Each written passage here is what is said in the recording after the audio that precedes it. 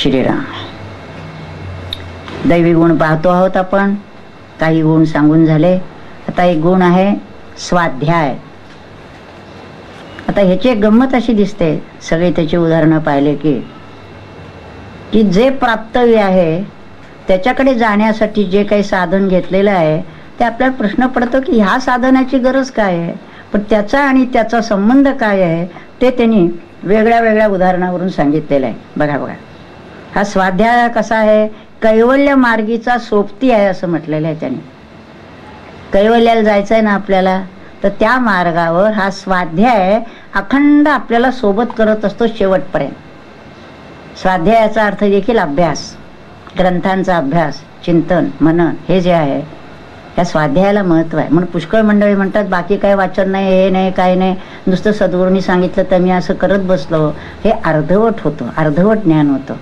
म्हणून आपल्याकडे सुद्धा शास्त्र प्रचिती सांगितली आहे, गुरु प्रचिती आणि मग आत्मप्रचिती. याचा अर्थ असा की तुम्हाला हे ग्रंथ जे आहेत ते अभ्यास करायला हवेत म्हणून स्वाध्याय सांगितलाय. पहा आता, म्हणून कैवल्य मार्गीचा सोबती असं म्हटलंय. आता त्याने पहिलं उदाहरण दिलंय, चेंडू हापटला की परत हातात येतो. तसं जे काही केलं असेल त्यांनी उदाहरण बघा, मग आपण आता त्याच्यावरती चिंतन करावं, यांना नेमकं काय म्हणायचं. उदाहरण ऐकूया आपण पहिलं. चेंडू आपटला की तो हापटला, याचा अर्थ तो परत हातात येण्यासाठी आपटलेला आहे. एक गोष्ट. दुसरी गोष्ट, पिकाकडे चित्त ठेवून भूमीत पेरलेलं आहे. आपल्याला पीक हवं आहे, मग हवं आहे तर आहे ते बी पेरताय कशाला, जातं नाही का, व्यर्थ नाही का गेलं ते. खरं म्हणजे धान्य हवं म्हणता आणि जे आता कणगीत आहे तेही तुम्ही जमिनीत टाकताय, पण जमिनीत जे धान्य टाकलं आहे ते एका दाण्याचे मोठं कणी शिवून परत यावं म्हणून. उद्देश काय ते बघा त्याचा, आणि ते कशा तरी नाही. तिसरं त्यांनी सांगितलंय, वस्तू शोधण्यासाठी हातात दिवा घ्यावा. वस्तू हरवली, एक सोन्याचा दागिना हरवलाय बा. आता सोन्याचा दागिना आहे, दिव्याचा काय संबंध खरं म्हणजे. पण ती जर शोधायची असेल तर प्रकाश पाहिजे, अंधारात वर शोधता येत नाही. मग ते प्रकाश पाहिजे म्हणून दिवा घ्यायचा, आणि दिवा हा गौण असून ते एक साधन आहे. त्या साधनाने आपण ती वस्तू शोधतो आहोत. पहा, आता तुम्हाला सांगता सांगता मला आतून एक असं स्फुरलेलं आहे की देह, मन, बुद्धी आणि आत्मा, तसा पाहिलं तर काही संबंध नाही आहे. देहात आत्मा राहिलाय पण काही संबंध नाही आहे. मग देह, मन, बुद्धी कशाला पाहिजे आपल्याला, आत्मा पाहिजे ना जीवाला.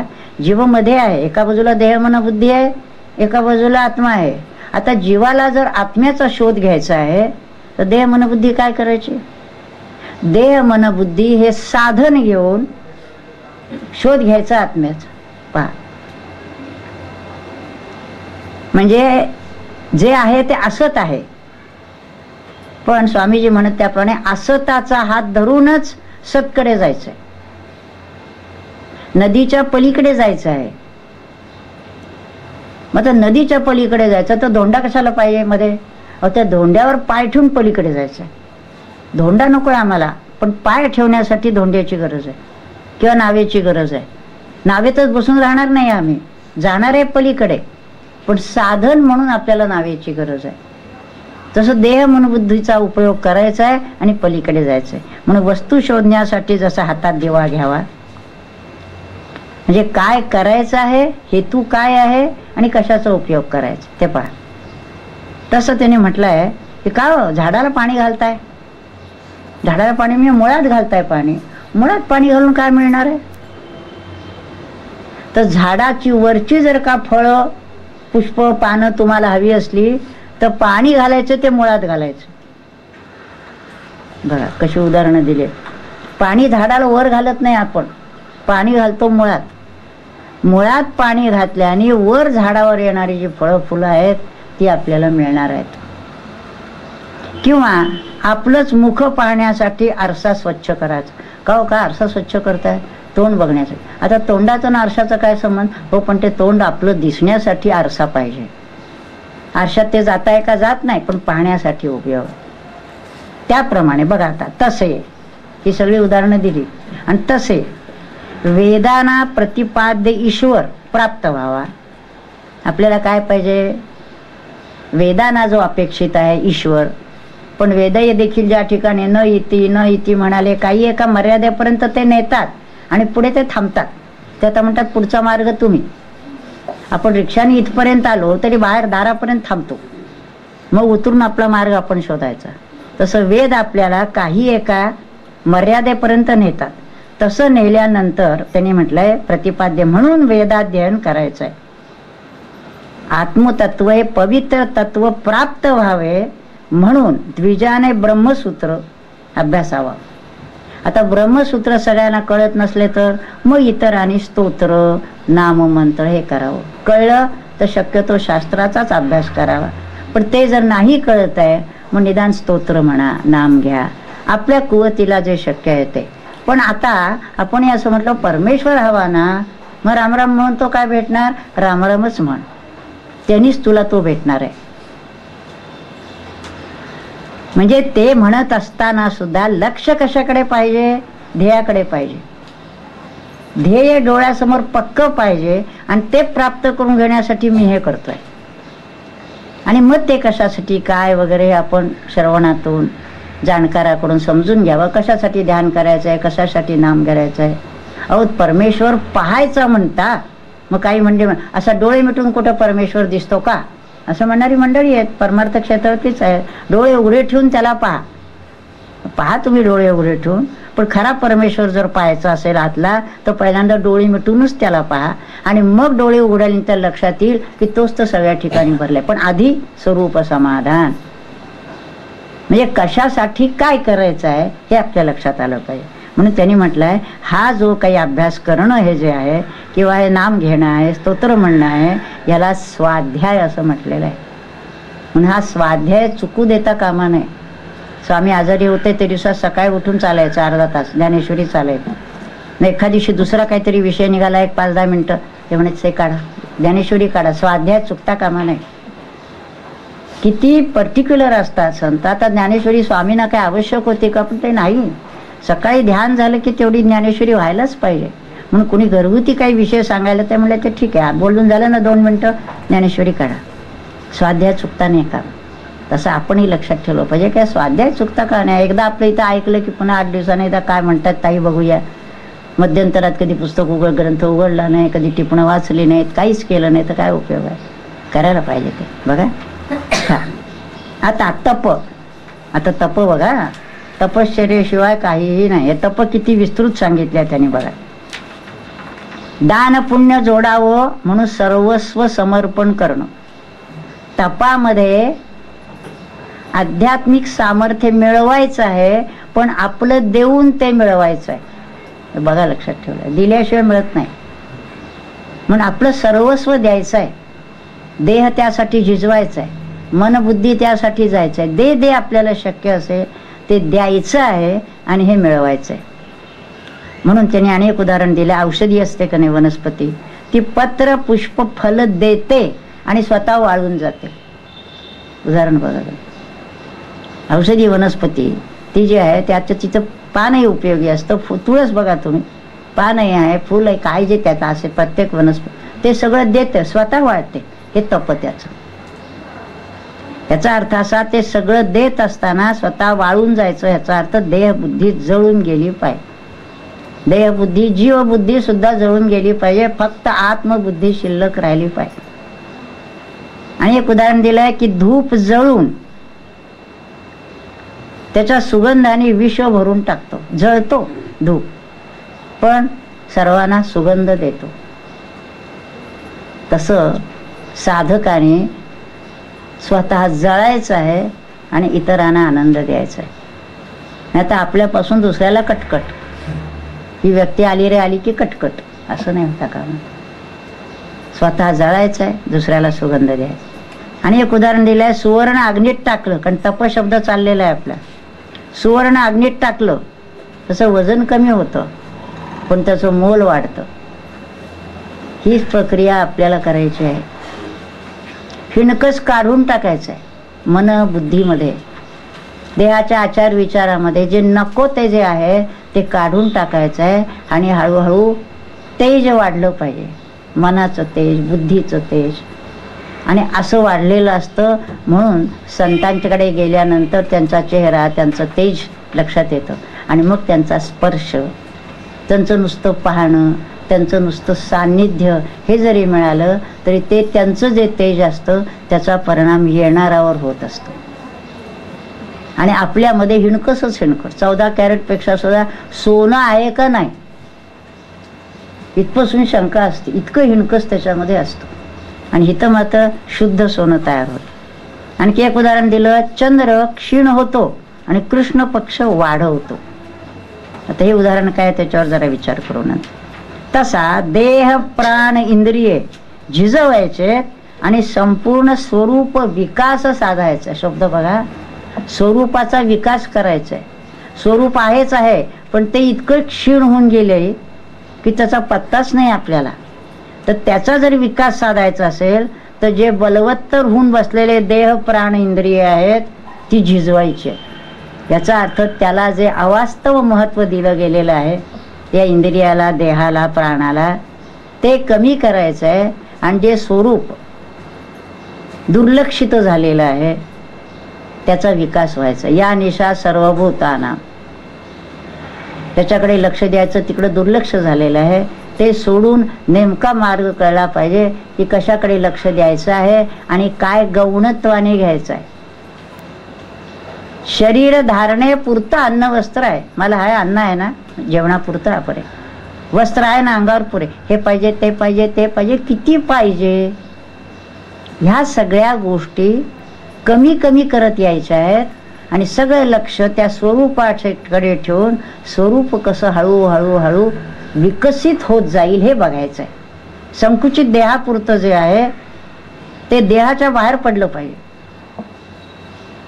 देहातच आहे असं वाटतं पण देहात असतानाच ते इतकं व्यापक होतं. जसे संत असतात तसं सगळ्या ठिकाणी त्यांचा प्रभाव पडत जातो आणि त्याचा अनुभव इतरांना येतो. इतर लोक सांगतात, स्वामींना जसं आम्ही म्हणत होतो, स्वामी अनेक लोक सांगतात आजारीपणात तुम्ही त्यांना दिसलात, तुमचा त्यांना आधार वाटला आहे, असं कसं शक्य आहे. तर हे अनुभवायलाच पाहिजे. जोपर्यंत आपण देहापुरते मर्यादित आहोत तोपर्यंत दुसऱ्याला त्याचा अनुभव येत नाही. आणि मग जेव्हा तो व्यापक होतो तेव्हा त्या व्यक्तीलाही कळत नाही पण इतरांना त्याचा अनुभव येतो आणि ते अनुभव सांगतात की असं असं होत आहे. बरं, एका ठिकाणी सांगितलं तर आपण असं म्हणू की त्याचा भाव आहे म्हणून झाला असेल. पण जेव्हा एक सांगतो, दुसरा सांगतो, तिसरा सांगतो तेव्हा लक्षात येतं की अरे हे काहीतरी वेगळं चाललेलं आहे. जसं स्वामींना विचारलं की तुमच्या पायावर डोकं ठेवल्यानंतर किंवा तुमची शक्ती संक्रमित झाली तर ती तुम्हाला कळत असे का. ते म्हणले नाही, मला नाही माहिती. पण ती व्यक्ती ट्रान्समध्ये गेली किंवा लक्षात यायचं की शक्ती संक्रमित झालेली दिसते.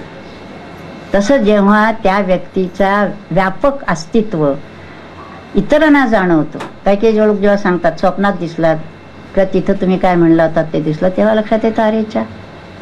जसं मी म्हटलं 99 साली समोर बसल्यानंतर 98 काल सापडलं.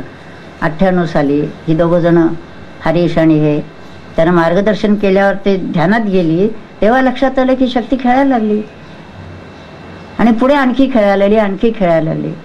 आता परवाच्या रविवारी 11 अनुग्रह झाले. हीच मंडळी होती बरीचशी आणखी.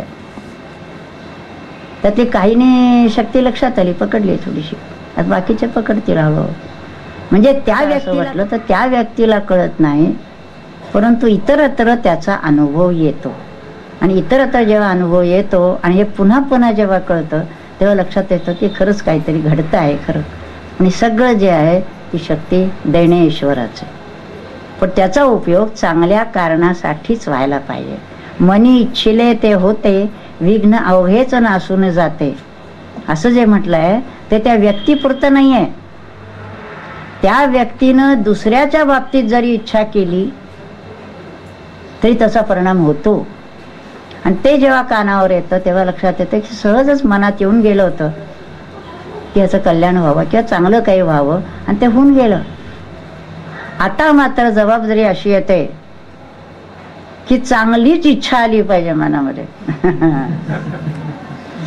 कोणत्याही कारणाने शत्रूबद्दल सुद्धा मनात वेडावाकडा विचार येता का म्हणे, परमेश्वरा त्याचं कल्याण कर. आता आपल्याला जे लक्षात येतं, रामेश्वर भट्टांचा संत तुकोबा म्हणाले, भगवंता विठ्ठला या महात्म्याला केवढे श्रम आहेत, त्याचा आग होत होती ती शांत होऊ दे. हे असं कसं झालं असं आपल्याला वाटतं. असं कसं शक्य आहे? शक्य आहे. जेव्हा ती व्यक्ती अशा एका पातळीवर पोचते तेव्हा त्याला फक्त दुसऱ्याचं कल्याण व्हावं, किंवा निदान तो म्हणतो त्याला सद्बुद्धी दे.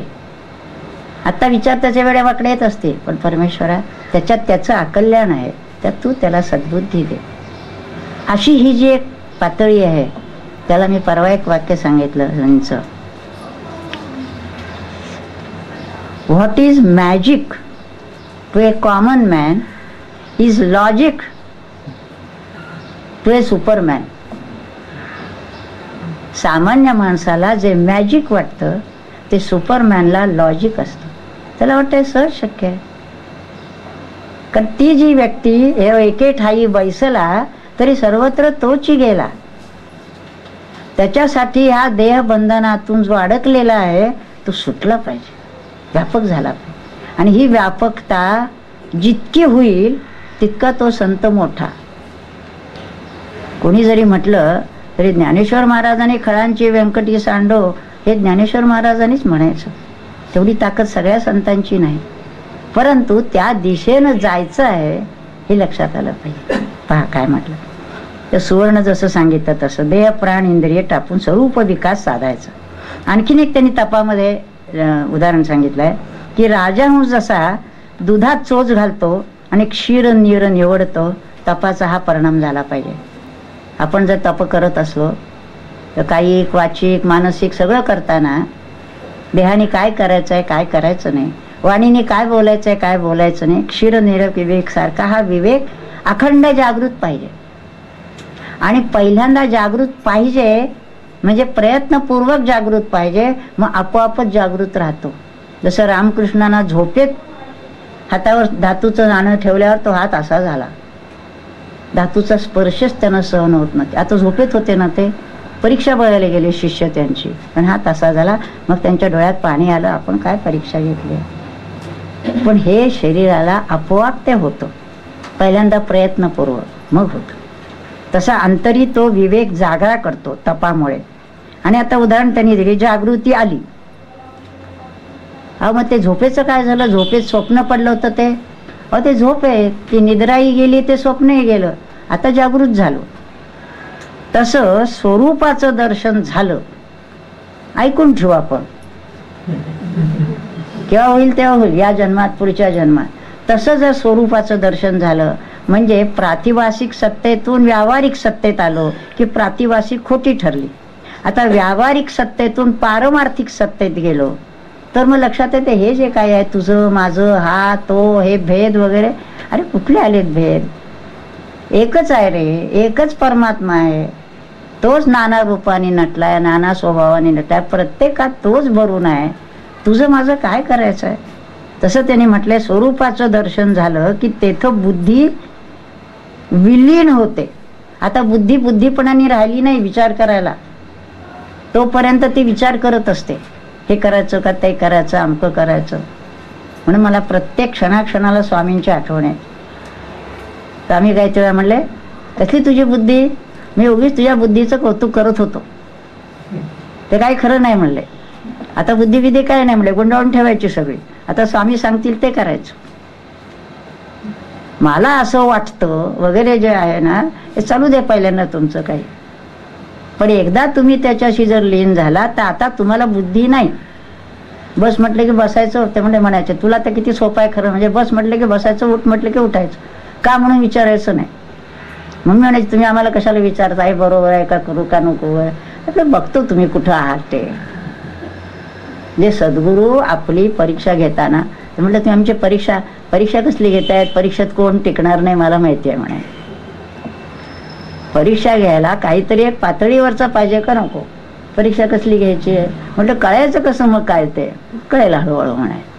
म्हणजे प्रत्येक क्षणाक्षणाला आपण कुठे आहोत काय आहोत हे सद्गुरू बघत असतात. तर तसं त्यांनी याच्यात सांगितलेलं आहे की ती बुद्धी स्वरूपाचं दर्शन झालं की बुद्धी विलीन होते याचाच अर्थ स्वरूपाच्या ठिकाणी काही वेगळेपणाने राहतच नाही.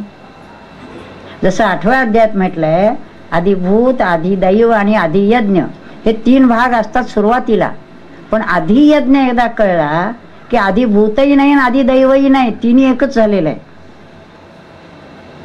म्हणून काल विचार असा आला की वेदांतामध्ये जे म्हटलेलं आहे की ब्रह्मसत्यम जगन्मिथ्या, हा विचार सामान्याला पचणारा नाही आहे.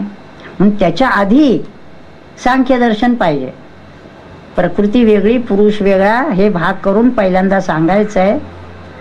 ते थोडं थोडं कळतं आपल्याला मग की पुरुष वेगळा आहे, प्रकृती वेगळी आहे, भिन्न भिन्न आहे वगैरे. आणि मग हे जरा थोडं लक्षात आलं की मग सांगायचं आहे की प्रकृती या नावाचा स्वतंत्र पदार्थ नसून पुरुषच प्रकृती झालेला आहे. हे कळतंय का बघ, पण एकदम ते कळत नाही. म्हणून वेदांत दर्शन एकदम नाही, आधी सांख्य दर्शन आणि मग वेदांत दर्शन. ऐकून ठेवा मी काय म्हणते ते, काही वर्षांनी कळेल आपल्याला थोडं थोडं. बघा, असं स्वरूपाचं दर्शन ह्याला म्हटलेलं आहे तप. आणि शेवटी आर्जव, म्हणजे ह्याच्यातला जो गुण सांगितलाय तो त्याला त्याने म्हटलंय. आता आर्जवाला त्याने 2च उदाहरण दिली आहे, त्याचा थोडा विचार करायला पाहिजे. त्याला त्याने असं म्हटलंय की बालकाला स्तन्य जसं हितकारी आहे असं एक उदाहरण दिलंय. त्या आर्जवासाठी काय दिला हे जरा मी विचारून सांगेन. आणि दुसरं उदाहरण त्यांनी दिलंय, नाना भूत मात्रामध्ये जसं चैतन्य आहे तसं सर्व प्राणी मात्राशी भली वागणूक देणं म्हणजे आर्जव आहे. आता हे दोन्हीचा थोडासा मेळ घालायला लागेल विचार करून. पण थोडक्यात मला असं वाटतं त्याच्यामध्ये की हे जसं सांगितलेलं आहे की बालकाला आईचं स्तन्य पाहिजे, हा जसा एक सिद्धांत आहे. अर्थात त्यालाही आता अपवाद आहे की काही वेळेला ते आईचं दूध मुलाला देणं हितकर नाही असं नवीन विज्ञानाच्या शोधाने आहे. त्यामुळे ते ह्याला थोडं अपवाद धरायला लागेल. मी ते जसं एक सांगितलं आहे हे आहे, तसं नाना भूत मात्रामध्ये चैतन्य भरलेलं आहे हा सिद्धांत आहे. हा सिद्धांत लक्षात घेऊन सर्व प्राणी मात्राशी भली वागणूक देणं ह्याला आर्जव म्हटलेलं आहे. म्हणजे आर्जव ह्याचा अर्थ रुजुता, सरळपणा, सर्वांच्याशी सरळपणानं वागायचं. कुणामध्येही असा म्हणजे आपल्याला जरी माहिती असलं की ती व्यक्ती सरळ नाही आहे, हे नाही आहे, तरी आपण वागताना सरळ वागावं, सावध राहावं. तरी देखील आल्याबरोबर त्याने स्पष्ट, ते पुढे येईलच आता, सत्य म्हणजे स्पष्ट बोलून टाकलं की तुम्ही मूर्ख आहात असं ते बोलायचं नाही आहे. लक्षात ठेवायचं तो मूर्ख आहे म्हणून, आपण थोडंसं सावध राहायचं. पण आतल्या चैतन्याकडे लक्ष ठेवून त्याच्यामध्येही परमात्मा आहे असं धरून त्याच्याशी वर्तन ठेवायला पाहिजे. तर हे जे आहेत हे पहिल्या श्लोकावरचा आत्ता आपलं विवरण झालं. आता दुसरा श्लोक जो आहे तो अहिंसा सत्यम अक्रोधस त्यागः शांतीर अपैशुनम दयाभूतेषु अलोलुपत्वम मार्दवम ह्रीर चापलम. याच्यात तर आणखीन बरेच गुण सांगितलेले आहेत. बघूया आपण. अहिंसा, अहिंसा ज्या अहिंसेवर 13व्या अध्यायात ज्ञानेश्वर महाराजाने 100वर ओव्या लिहिल्या आहेत, तीच अहिंसा इथं एकाच ओवीत त्यांनी सांगितलेली आहे. आणि त्याच्यामध्ये म्हटलं त्यांनी काया वाचा मने विश्व कल्याणार्थ वर्तणे म्हणजे अहिंसा. म्हणजे आपण समजतो अहिंसा म्हणजे दुसऱ्याला त्रास देणं नाही, दुसऱ्या म्हणजे आपल्यापासून काहीही इजा पोचता कामा नये. शरीराच्या पातळीवर, मनाच्या पातळीवर ही निगेटिव्ह बाजू झाली. आपल्यापासून दुसऱ्याला त्रास नाही ही एक बाजू झाली. नाही बा मी कुणाला काही त्रास दे, इथं थांबली नाही अहिंसा. दुसऱ्याला त्रास दिला नाही इथं न थांबता आपण काया वाचा मनाने त्याचं कल्याण कसं होईल असं सतत जागरूकतेनं राहणं ह्याला अहिंसा म्हटलेलं आहे. जगाच्या सुखोद्देशे, जगाच्या सुखाच्या उद्देशाने काया वाचा मनाने राहणं, प्रत्येक गोष्ट करताना दुसऱ्याचं कल्याण आहे ना त्याच्यात असं बघितलं पाहिजे, त्याला अहिंसा म्हटलंय. आता सत्य जे आहे ते मात्र जरा अवघड आहे, आपण समजून घेऊया. तर सत्याची ह्यांची जी व्याख्या आहे ती आपण ज्याला म्हणतो ते खरं बोलणं. मी आपलं स्पष्ट सांगून टाकलं. डॉक्टर जर एखादे म्हणले, मी पेशंटला स्पष्ट सांगितलं की तुम्ही आता जगणार नाही, तर ह्याला सत्य सांगणं असं म्हणायचं नाही. त्याला म्हणायचं होईल त्याला बघू आपण, परमेश्वराची कृपा झाली तर ह्याच्यातून वाचाल तुम्ही, काय काळजी करू नका असं म्हणायला पाहिजे. म्हणून आपल्याकडे जे म्हटलंय सत्यम ब्रूयात प्रियम ब्रूयात न ब्रूयात सत्यम अप्रियम. आणखी एक पुढे नानृतम न बघूयात, म्हणजे सत्य पाहिजे पण प्रियही पाहिजे. तसं इथं सत्याची व्याख्या करताना त्याने म्हटलंय बघा, फार सुंदर उदाहरणं दिली आहेत, कशी समजतील आपल्याला ते बघा. त्याने पद्मकळी आहे, कमळाची कळी आहे. आता कमळ खाली पाण्यामध्ये, ते पाण्याला भेदून वर येतं ना, तर पद्मकळी तीक्ष्णपणाने जळाला भेदून टाकते, पाण्यातून वर येते, पण तरी देखील मृदू आहे. पाण्याला भेदलंय तिने, पण तिचं मार्दव सुटलेलं नाही. म्हणजे कोणत्याही तिने सत्य बोलताना दुसऱ्याला दुखवता कामा नाही, सत्य तर असावं. म्हणून त्यांनी पुढे आणखीन एक म्हटलंय बघा, चंद्राचे किरण आहेत. आता किरण म्हटलंय प्रकाश, उष्णता सहजच आहे का नाही? तसं नाही आहे. चंद्राचे किरण आहेत, प्रकाशमान आहेत, पण शीतल आहेत. फरक कसा आहे ते बघा. सूर्याचे किरण आणि चंद्राचे किरण प्रकाश देत आहेत आपल्याला, परंतु शीतल आहेत. आणखी एक त्यांनी म्हटलंय, जिभेला कडू नसून गोड आहे, पण पाहिल्याबरोबर व्याधीचाही नाश होतं. अशी वनस्पती आहे का कुठं पाहिजे? म्हणजे साधारण असं धरलं जातं की औषध म्हणजे कडूच असायचं, तसं नाही. ते म्हणतात जिभेला कडू नाही, गोडही लागतंय आणि व्याधीचा नाशही होत आहे. दोन्ही गोष्टी साधल्या पाहिजेत. मी शुगर कोटेड औषध दिलं पाहिजे, ते घ्यायलाही बरं वाटतं, पण परिणाम तर होतोय. असं हे कशाची व्याख्या चालली आहे? सत्याची. सत्य कसं पाहिजे ते सांगतायत ते बघा. आणि एक उदाहरण त्यांनी दिलंय, जळ बुबुळाला घासलं तरी खुपत नाही. जे डोळ्यात पाणी आहे का नाही, वास्तविक कण देखील बुबुळाला चालत नाही, पण ते पाणी बुबुळाला त्रास देत नाही. पण त्याच पाण्यामध्ये असा गुण आहे की ते पाणी जर खडकावर पडलं जोरात, तर खडकाचा देखील भंग करतं, खडक फुटतो, इतकी त्या पाण्यात शक्ती आहे. पण तेच पाणी बुबुळामध्ये त्रास न देता राहू शकतं. हा गुण पाहिजे सत्यामध्ये बघा, सांगितलं त्याने. तसे हे जे उदाहरण, संदेह तोडताना खडगाप्रमाणे तीक्ष्ण, पण ऐकताना रसाळ माधुरीला लाजवणार. जे बोलताना अतिशय गोड लागलं पाहिजे आणि संदेह मात्र संपला पाहिजे. त्याच्या मनात जी शंका असेल, काय असेल, कशा पद्धतीनं एकेका व्यक्तीला एकेका प्रसंगाला हाताळायचं ते बघायला पाहिजे. जसं परवा एक व्यक्ती आली, संताप होऊन आली होती, काय केलं, असं झालं तसं झालं, अमकं तमकं. माझ्या लक्षात आलं होतं चूक त्या व्यक्तीची आहे, पण तिला जर सांगितलं तुझी चूक आहे तर तिला मुळीच आवडणार नाही. मग मी तिला काय सांगितलं, बस शांत म्हटलं, हे बघ मला तुझी काळजी आहे. तू जर असा संताप केलास आणि तुझ्या मेंदूतली एखादी शिर तुटली तर काय होईल? पॅरालिसिस होऊन पडशील. तुलाच हार्ट अटॅक आला काय होईल? घराचं काय होईल? ते म्हणले काय घर सगळं बसेल. म्हटलं म्हणूनच तुला सांगते की काही जरी झालं तर तू संतापू नकोस, तू शांत राहा. मला बाकी कशाची काळजी नाही, मला तुझी काळजी आहे. बरोबर आहे. म्हणजे शांतपणाने गेली, माझं काम झालं. आता सत्यच सांगेल तिला, पण तिला जर मी असं म्हटलं असतं हे तू चुकतीस असं, तर ती माझ्यावरच ते जे काय खवळून आली होती ते माझ्यावर तिने आणि ताशेरे ओढले असते. म्हणजे अशा वेळेला कशा तऱ्हेनं, नाही तर त्या आगीत तू पोतायचं आणि वाढवायचं का ते शंभवायचं बघितलं पाहिजे आपल्याला. अशा हे सगळं सांगते तिला. नंतर तर तूच मूर्ख आहेस असं तिला मी म्हटलं असतं तर ती प्रत्यक्ष हातामध्ये काठी घेतली नसती, मनोमन काठी घेऊन तिने मला जोडपलं असतं. सांगता येत नाही, कारण अशी ती अगदी होऊन आली होती.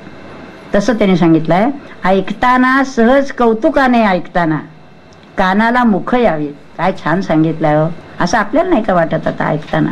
हे फार छान सांगितलंय ज्ञानेश्वर महाराजांनी. पण त्याच वेळेला ब्रह्माला भेदील असे थोर खरे पण आले पाहिजे. म्हणजे जे सांगितलं आहे त्याच्यामधून सत्य सांगितलं पाहिजे, पण ते अशा पद्धतीनं सांगितलं पाहिजे की ऐकण्याला असं वाटतं की ऐकतच राहावं. छान सांगितलं. हे ज्ञानेश्वर महाराजांचं वैशिष्ट्य आहे. ते सांगायचं ते एकच सांगतात, पण अशा पद्धतीनं सांगतात. त्यामुळे पुष्कळ मंडळी तैसे सोडून देतात आणि पहिले जे अलंकार आहेत त्याच्यावर काव्य करतात. की जणू आपण प्रति ज्ञानेश्वर आहोत. आपल्याला वाटतं अरे काय छान विचार आहे, तो ज्ञानेश्वरांचाच घेतलेला आहे, पण पुढे तैसे त्यांनी जे म्हटलेलं आहे ते विसरून गेलेले आहे, अशी त्याच्यातली. म्हणून त्यांनी म्हटलंय, पण ज्ञानेश्वर महाराजांची कल्पना होती म्हणून त्यांनी काय म्हटलंय, वाक चातुर्य होईल सुखिया. म्हणजे कुणी कुणी मंडळी यातलं काही घेतील आणि काही मंडळी केवळ हे जे माझं वाक चातुर्य आहे यांनी सुखी होतील. ठीक आहे तिथपर्यंत, पण तिथं होता होता इथे यावं का नाही. चॉकोलेट देईन तुला, पण अभ्यास करायला पाहिजे का नको. पण काही मंडळी फक्त चॉकोलेट घेऊन तिथंच बसतात, अभ्यास करत नाही. असं उपयोगी नाही. तर असं हे सत्याचं जे आहे अजून बरंच आहे, पण आता आपण आजचा वेळ संपलेली आहे. आज थांबू, मग पुढे अजून जेव्हा पुन्हा आणि एखादा ह्याच्यामध्ये त्याचा विचार करूया. हरि ओम तत्सत. नमितो योगी थोर विरागी तत्वज्ञानी संत, तो सत्कविवर परात परगुरु ज्ञानदेव भगवंत.